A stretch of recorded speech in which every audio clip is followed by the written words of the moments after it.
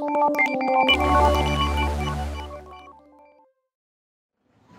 যে নতুন কারিকুলাম এটি তো ধাপে ধাপে বাস্তবায়িত হবে। 23 সালে আমরা ষষ্ঠ সপ্তম শ্রেণী শুরু হবে, 24 সালে হবে অষ্টম নবম। কাজে নবম শ্রেণীর বইটি যেহেতু 24 সালে যাবে, সেই 24 সাল থেকে নবম শ্রেণীতে এই বিজ্ঞান মানবিক ব্যবসা এই ভাগটি উঠে যাবে। আর আরেকটি যেটা বলেছেন যে সকল পর্যায়ে কারিগরি শিক্ষার প্রচলন, যেটা আমরা ইতিমধ্যে তো 650 মতো শিক্ষা প্রতিষ্ঠান এটা শুরু করেছি।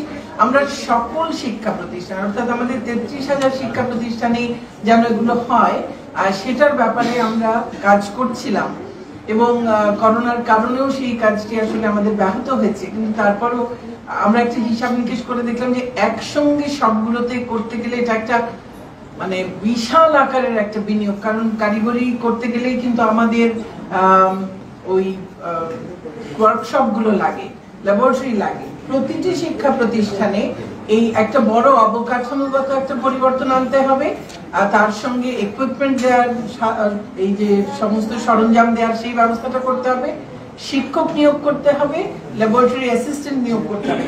এটার একটা অসম্ভব বড় একটা বিনিয়োগ, আমাদের বিনিয়োগ করতেই হবে। শিক্ষা বিনিয়োগের কোনো বিকল্প নেই। সাপ্তাহিক ছুটি তো আমাদের এইবার থেকে তো শুরু হচ্ছে। যারা এই যে নতুন কারিকুলামে যারা যাবে, আমাদের এমনিতে আমাদের কিন্তু বিভিন্ন পর্যায়ে বিভিন্ন রকম আছে। বিশ্ববিদ্যালয়গুলো বোধহয় এখনই 2 দিন ছুটি আছে, বিশ্ববিদ্যালয় এখনই 2 দিন ছুটি আছে। আমরা আমাদের সেকেন্ডারি হায়ার সেকেন্ডারিতে কোনো জায়গায় 2 দিন আছে, সব জায়গায় নেই। আমরা যখন কারিকুলামটি নিয়ে গেছিলাম মাননীয় প্রধানমন্ত্রীর কাছে কারিকুলাম ফ্রেমওয়ার্ক নিয়ে, তখন আমরা হিসেব নিয়েই গেছিলাম যে আমরা মাধ্যমিক, উচ্চ মাধ্যমিক এবং উচ্চ শিক্ষায় আমরা 2 দিন ছুটি করতে চাই। কারণ আমরা মনে করি যে 5 দিন খুব মনোযোগ দিয়ে পড়াশোনা করবে, শিক্ষকরাও তাদের সবটুকু দিয়ে তারা চেষ্টা করবেন। তারপরে 2টো দিন কিন্তু আসলে ব্রেক লাগে, একজনের নতুন করে আবার এনার্জি নিয়ে আবার ফিরে আসা, তার জন্য একটা সপ্তাহে 2টো দিন প্রয়োজন হয়। সেই জন্য আমরা সেই হিসাবে করেছিলাম। কিন্তু প্রাথমিকে তখন তারা সপ্তাহে 1 দিন রেখেছিলেন। মাননীয় প্রধানমন্ত্রী বললেন তখন একদম প্রাথমিকের শিক্ষার্থীদের পক্ষ নিয়ে বললেন আমাদেরও তো 2 দিন লাগে। সেই জন্য আমরা সেটা ঠিক করেছি যে সব ক্ষেত্রেই 2 দিন হবে। এখন যারা ট্রাই আউটে যাবে সেখানে 2 দিন থাকবে। আর আমরা আশা করি 23 সাল থেকে সকল শিক্ষা প্রতিষ্ঠানে 2 দিন থাকবে ইনশাআল্লাহ।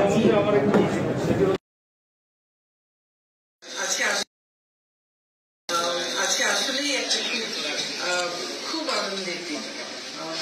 এখানে যারা আপনাদের সামনে আছেন তাদের পেছনে অনেক মানুষ আছেন যারা এই প্রতিটি বইয়ের প্রতিটি শব্দ, প্রতিটি অক্ষরের পেছনে দীর্ঘ সময় ব্যয় করেছেন এবং তারা অনেক পরিশ্রম করেছেন। আর তারপর পরিশ্রম করার পরে যখন আমরা এসে হাজির হয়েছি, তখন সারাদিন ধরে আমাদের সামনে সেগুলো উপস্থাপন করেছেন। আর আমরা তার মধ্যে কত কথাই না বলেছি। তারপরে আবার তারা পরিশ্রম করেছেন, আবার ফিরে এসছেন। তো আমি শুধু এটুকু বলবো যে আপনাদের এত পরিশ্রমের ফসল এই বইগুলো। আমাদের প্রত্যাশা হলো যে আমাদের শিক্ষার্থীরা এই নতুন যে শিক্ষাক্রম, যেখানে আমাদের উদ্দেশ্যই হলো যে শুধু জ্ঞান নয়, জ্ঞানের সঙ্গে দক্ষতা, সঠিক দৃষ্টিভঙ্গি, মূল্যবোধ, এগুলো সবকিছুর একটি সমন্বয় ঘটিয়ে এবং শিক্ষার্থীরা নিজেরা পড়ে করে শিখবে এবং যা শিখবে তা প্রয়োগ করতে শিখবে এবং তার মধ্য দিয়ে তারা দক্ষ মানুষ হবে, নিজেরা চিন্তা করতে শিখবে এবং সেই চিন্তাকে তাদের পুরো চিন্তার জগৎটা অনেক প্রসারিত হবে। সমস্যা চিহ্নিত করতে পারবে, তার সমাধান নিজেরা খুঁজে বের করতে পারবে। সেই রকম করে আমরা আমাদের শিক্ষার্থীদেরকে গড়ে তুলতে চাই। কারণ যে বাংলাদেশের স্বপ্ন জাতির পিতা বঙ্গবন্ধু শেখ মুজিবুর রহমান দেখিয়েছিলেন এবং তার দেখানো পথেই এই যে আমরা এগিয়ে চলেছি, তার সুযোগ্যা কন্যা শেখ হাসিনার নেতৃত্বে আমাদের যে গন্তব্য আমরা ঠিক করেছি, সেই গন্তব্যে পৌঁছতে হলে যে গতানুগতিক পড়াশোনাটা ছিল সেটা যথেষ্ট ছিল না। কাজে আমরা এই নতুন শিক্ষাক্রমে গেছি যেন আমরা আমাদের সেই গন্তব্যে সঠিকভাবে সঠিক সময় আমরা যেন পৌঁছতে পারি এবং আমাদের এই শিক্ষার্থীরাই আগামী দিনে এই দেশটির হাল ধরবেন এবং তারা এই দেশটিকে সেই জায়গাটিতে নিয়ে যাবেন সেই প্রত্যাশা নিয়েই কিন্তু আমাদের অনেকের অনেক রকম প্রচেষ্টা, সেখানে আমাদের প্রচেষ্টা আসলে মজিদুজ্জামান সাহেব যেমন বলেছেন আমরা হয়তো প্রথম থেকে শেষ পর্যন্ত আছি, কিন্তু আমরা তো রোজ এবং এই যে বইগুলো দেখছেন এই দুটো বলাটের মাঝখানে যা কিছু আছে এক একটা বইয়ের সেগুলোর মধ্যে আমরা হয়তো এক এক জায়গায় কিছু বলেছি যে এটা এরকম হলে কেমন হয়, এটা ওরকম হলে কেমন হয়। আমরা তো কেউ বিশেষজ্ঞ না, মনজুর ভাই বিশেষজ্ঞ, অন্যরা বিশেষজ্ঞ, পেছনে যারা আছেন তারা বিশেষজ্ঞ। তো আমরা আমাদের দৃষ্টিভঙ্গিতে যেখানে মনে হয়েছে যে আর কি করা যায়, কারণ আমরা ধারণ করতে চেষ্টা করেছি বঙ্গবন্ধুর যে শিক্ষা ভাবনার যে শিক্ষা দর্শন ধারণ করতে চেষ্টা করেছি, বঙ্গবন্ধু কন্যা শেখ হাসিনা আমাদের কাছে কি চান সেটিকে ধারণ করার একটু চেষ্টা করেছি। আমরা পেরেছি কিনা বলতে পারবো না, আমরা আমাদের চেষ্টাটা ছিল এবং সেটা আবার আমরা আমাদের বিশেষজ্ঞদের কাছে কতটা সঠিকভাবে পৌঁছতে পেরেছি সেটা এই বইগুলোর ট্রাই আউট যখন হবে এবং আমরা ফিডব্যাক যখন পাবো শিক্ষার্থী, শিক্ষক, অভিভাবক, একাডেমিক সুপারভাইজার সবার কাছ থেকে যখন আমরা ফিডব্যাক পাবো এবং আমরা যখন দেখবো আমাদের শিক্ষার্থীরা শ্রেণীকক্ষে তাদের সহপাঠীদের সঙ্গে কেমন করে তাদের এই আদান প্রদান করছেন, কেমন করে সবাই মিলে শিখছে, কেমন করে সেগুলোকে আবার শ্রেণীকক্ষে বা তার বাইরে প্রয়োগ করতে পারছে কিনা, কি করে সে সমাজের অন্য সকলের সঙ্গে তার আদান প্রদানটা কেমন হচ্ছে, কেমন করে সে মিশতে পারছে, কেমন করে সে পরিবেশের যত্ন নিচ্ছে, নিজের যত্ন নিচ্ছে, কেমন করে সে দেশটাকে ভালোবাসতে শিখছে, এইগুলো যখন আমরা দেখতে পাবো তখন আসলে আমরা বুঝবো যে আমরা সঠিকভাবে বঙ্গবন্ধুর চিন্তাটাকে, বঙ্গবন্ধু কন্যার চিন্তাটাকে আমরা কতটা আমাদের বিশেষজ্ঞদের কাছে পৌঁছে দিতে পেরেছি সঠিকভাবে এবং তারা সেই অনুযায়ী কতটা সঠিকভাবে আমাদের এই পুরো বইগুলো তৈরি করতে পেরেছেন। আমার প্রত্যাশা হলো যে আমরা আমাদের সবার ভীষণ চেষ্টা ছিল, এটুকু বলতে পারি। আমি বিশেষজ্ঞদের সবার দেখেছি তারা যখন সকাল থেকে নিয়ে রাত 9টা-10টা অবধি তারা যেভাবে পরিশ্রম করেছেন সেটা শুধু আমাদের কাছে যখন এটাকে উপস্থাপন করছেন তখন শুধু নয়, এর জন্য দীর্ঘ সময় দীর্ঘদিন ধরে এর পেছনে যেভাবে শ্রম দিয়েছেন, সময় দিয়েছেন এবং ওই যে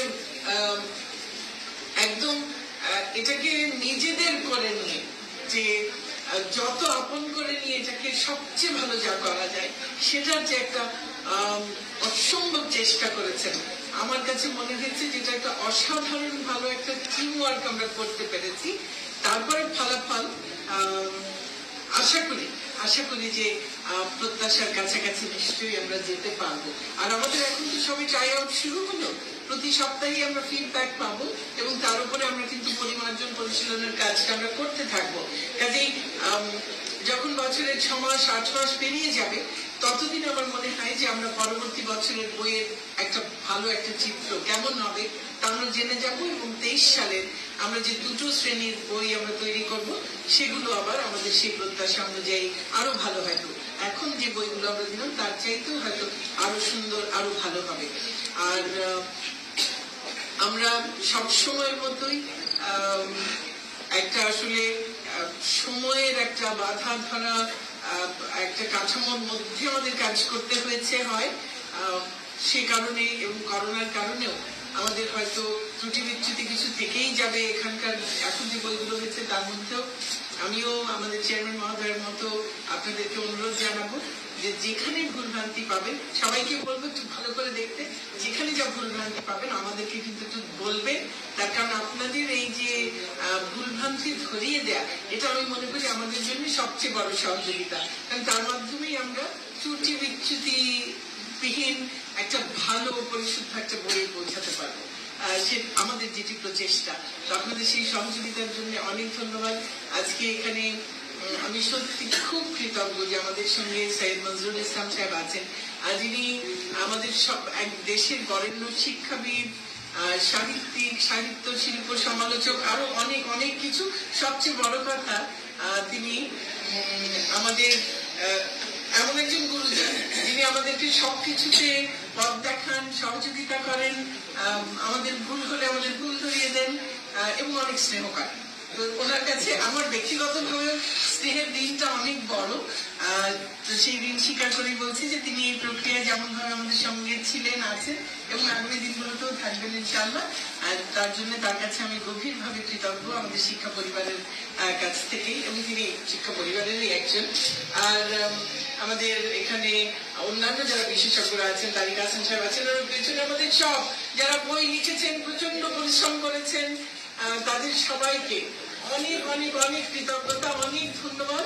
আর কাজের আসলে এখন আরেকটা নতুন পর্যায়ে শুরু হলো।